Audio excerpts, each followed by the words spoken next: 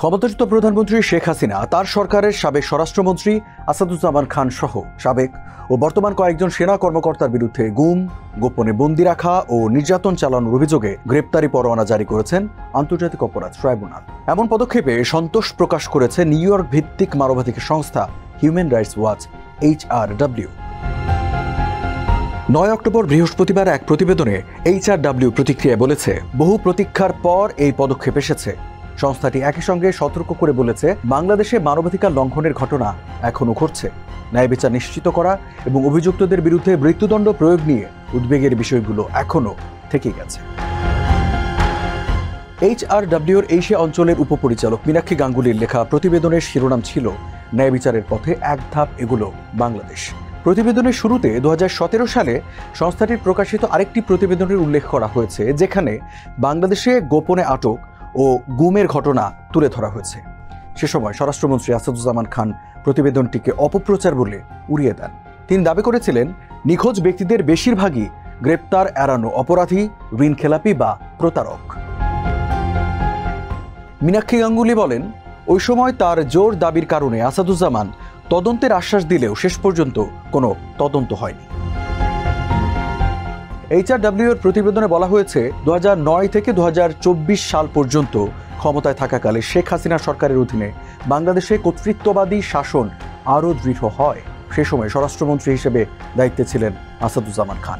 বিচার বহির্ভূত হত্যা, নির্যাতন ও মত প্রকাশের স্বাধীনতায় হস্তক্ষেপের অভিযোগে আন্তর্জাতিক সংস্থাগুলোর প্রতিবেদনের প্রতি সরকার সাধারণত অস্বীকারমূলক বা আশ্বাসমূলক প্রতিক্রিয়া জানাত।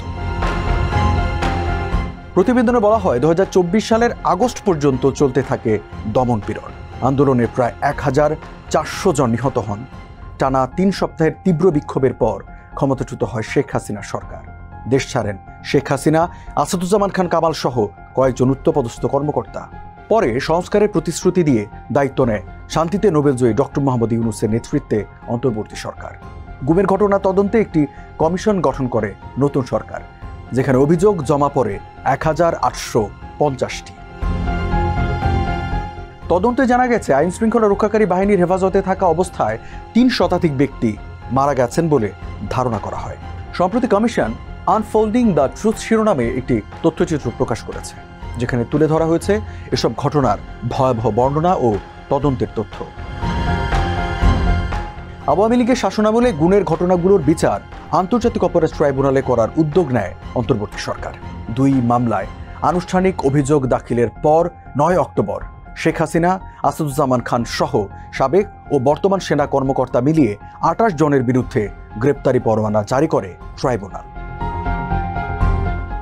HRW এর প্রতিবেদনে বলা হয়েছে, আদালতে অভিযোগগুলো ঘোষণা করার সময় সেখানে উপস্থিত থাকা ব্যক্তিদের মধ্যে মীর আহমেদ বিন কাশেম আরমানও ছিলেন। যেসব ব্যক্তির গুম ও গোপনে আটকে রাখা ঘটনাগুলো HRW নথিভুক্ত করেছিল, তাদেরই একজন তিনি। প্রতিবেদনে মীনাক্ষী জানান, 2016 সালে নিখোঁজ হওয়ার কিছুদিন আগে মীর আহমেদ বিন কাশেম তাকে একটি চিঠি দিয়েছিলেন। সেখানে তিনি নিজের নিরাপত্তা নিয়ে শঙ্কার কথা জানিয়েছিলেন। তাকে একটি গোপন সামরিক গোয়েন্দা আটক কেন্দ্রে 8 বছর ধরে আটকে রাখা হয়েছিল।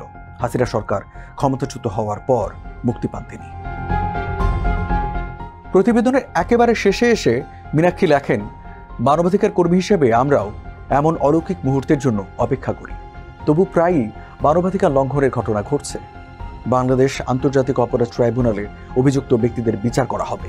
তবে ন্যায় বিচার নিশ্চিত করা এবং মৃত্যুদণ্ড প্রয়োগ নিয়ে উদ্বেগের বিষয়গুলো এখনো থেকে গেছে।